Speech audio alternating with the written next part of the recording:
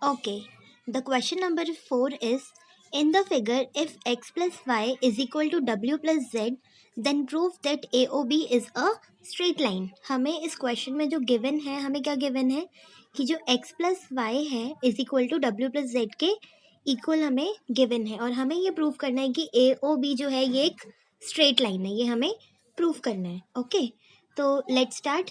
सबसे पहले हम क्या कर सकते हैं, हमें पता है कि ये जो पूरा कंप्लीट एंगल होता है ये कितने डिग्री का होता है, 360 डिग्री का.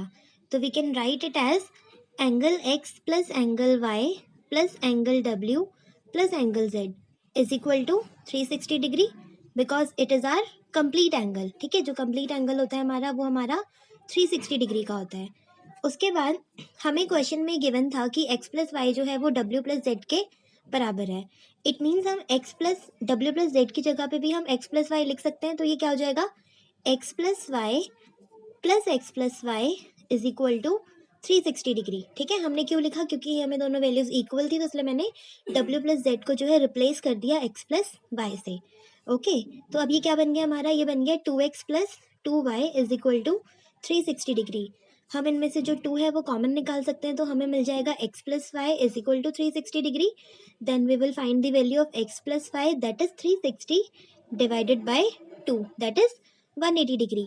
अब x प्लस वाई जो है हमारा 180 डिग्री आ गया, मतलब x प्लस वाई क्या बना रहा है, लीनियर पेयर बना रहा है. ठीक है, x and y make linear pair बना रहा है.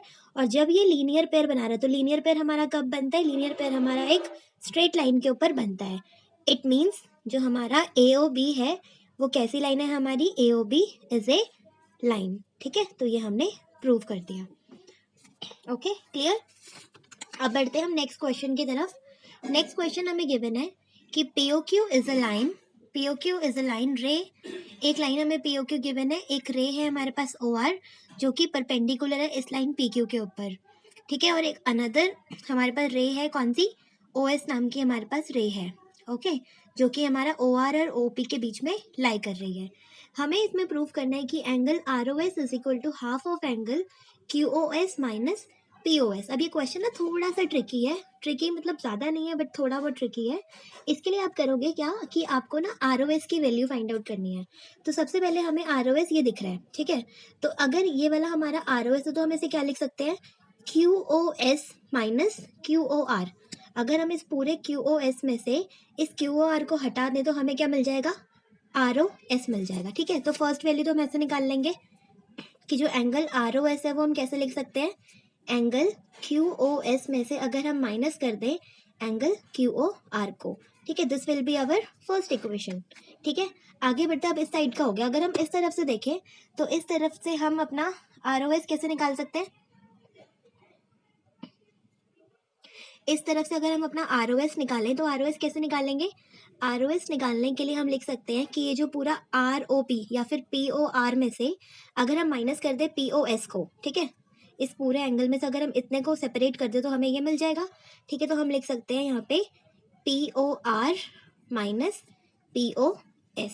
ठीक है, इक्वेशन नंबर 2. अब हमें दिख रहा है कि लेफ्ट हैंड साइड पे हमें ROS चाहिए. ठीक है, हमें ROS चाहिए तो हम क्या कर देते हैं, एडिंग इक्वेशन 1 एंड 2. हमने 1 और 2 इक्वेशन को क्या कर दिया, ऐड कर दिया. तो क्या बन जाएगा, ROS plus ROS is equal to angle, अब जब लेफ्ट हैंड साइड प्लस हो रही है तो राइट हैंड साइड भी प्लस होंगी, तो QOS minus QOR plus angle POR minus angle POS. Okay, इतना क्लियर है.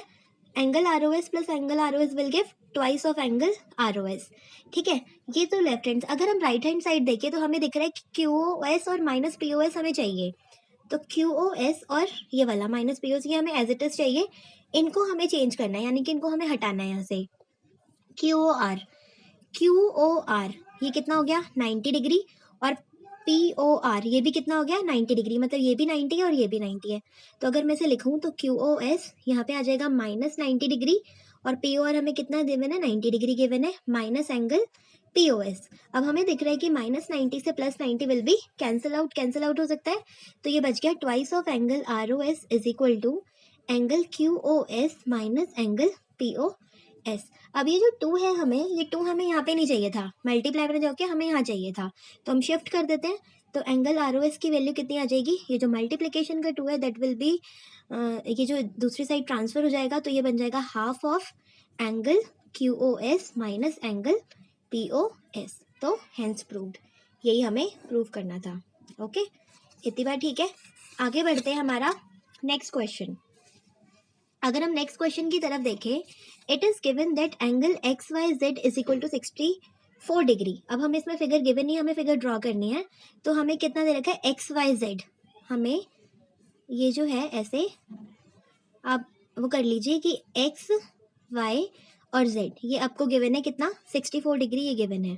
ठीक है, हमें बोला and XY is produce two point P, जो XY है इस लाइन को प्रोड्यूस मतलब बढ़ा दिया गया पॉइंट P तक। ठीक है, पॉइंट P तक हमने इसको बढ़ा दिया। Draw figure from the given information if रे YQ बाइसेक्ट ZYP। ZYP तो ये एंगल है, इस रे को बाइसेक्ट कर रहा है हमारा एंगल, एक लाइन है जो YQ, तो Y इधर है तो मान लो ये मैंने यहाँ पे Q ले लिया। ठीक है, तो ये जो YQ रे है ये इस पूरे ZYP को बाइसेक्ट करिए। बाइसेक्ट का मतलब क्या होता है, इक्वल पार्ट्स में कट करना। कि अगर हमारा फॉर एग्जाम्पल अगर मैं लेट करती हूँ, अगर मेरा ये वाला X है तो this will also be X, ये भी हमारा X हो जाएगा क्योंकि इक्वल बाइसेक्ट कर रहा है। ठीक है, तो ये X है तो ये भी X होना चाहिए। अब हमें क्या फाइंड आउट करना है, हमें फाइंड आउट करना है angle XYQ। XYQ means this angle और रिफ्लेक्स QYP। तो पहले हम ना X की वैल्यू निकाल लेते हैं। अब मुझे पता है कि ये जो हमारा ये जो है PYX है ये हमारा एक स्ट्रेट लाइन है। इट मीन्स इसके ऊपर ये जो पूरा एंगल बन रहा होगा ये कितना बन रहा होगा हमारा 180 डिग्री। ठीक है, तो मैं लिख सकती हूँ X plus 64 degree is equal to 180 degree. ठीक है, we can write it as linear pair condition. Okay, तो 2x plus 64 degree is equal to 180 degree. तो 2x की वैल्यू कितनी आ जाएगी, 2x की वैल्यू आ जाएगी 180 माइनस 64। ठीक है, ये 64 आ गया। तो 2x की वैल्यू हमारे पास कितनी बच गई, कितना आ गया, ये 116 आ गया है ना। ठीक है, तो x की वैल्यू कितनी आ जाएगी 116 डिवाइडेड बाय 2, तो ये कट जाएगा तो ये आ गया आपका 58 डिग्री। तो जो x है हमारा वो 58 डिग्री आ गया। ठीक है, इट मीन्स हमारा ये भी 58 होगा और ये भी 58 होगा। अब हमें चाहिए था एंगल XYQ। XYQ जब चाहिए तो XYQ कौन सा है हमारा, XYQ मतलब यहाँ तक है x प्लस 64, ये पूरा कवर हो रहा है इसके अंदर। तो XYQ है हमारा x प्लस 64 डिग्री। तो x की वैल्यू 58 थी, 58 में हमें 64 को प्लस कर लेना है। तो हमें मिल जाएगा कितना, ये आ गया आपका 122 डिग्री। ठीक है, ओके आगे बढ़ते हैं। हमें चाहिए था रिफ्लेक्स QYP। तो पहले हमें QYP फाइंड आउट करना पड़ेगा, देन हम रिफ्लेक्स फाइंड आउट कर सकते हैं उसका। तो एंगल अगर मैं QYP निकालो तो QYP कौन सा एंगल था हमारा, QYP ये X ही था हमारा, मतलब कि कितना आ गया 58 डिग्री आ गया। ठीक है, क्योंकि X ही हमारा QYP था। और अगर मुझे इसका रिफ्लेक्स फाइंड आउट करना, तो रिफ्लेक्स क्या होता है, इसके अलावा मतलब QY के अलावा जितना भी हमारा एंगल होगा तो वो कैसा निकलता है, पूरा कंप्लीट एंगल में से माइनस कर देते हैं उसको। ठीक है, रिफ्लेक्स हम क्या निकाल रहे हैं, रिफ्लेक्स QYP हम निकाल रहे हैं। तो ये 360 में से हमारा 58 जो है वो माइनस हो जाएगा। तो आपके पास कितना बचता है, ये बच गया आपके पास 302 डिग्री। Okay, thank you.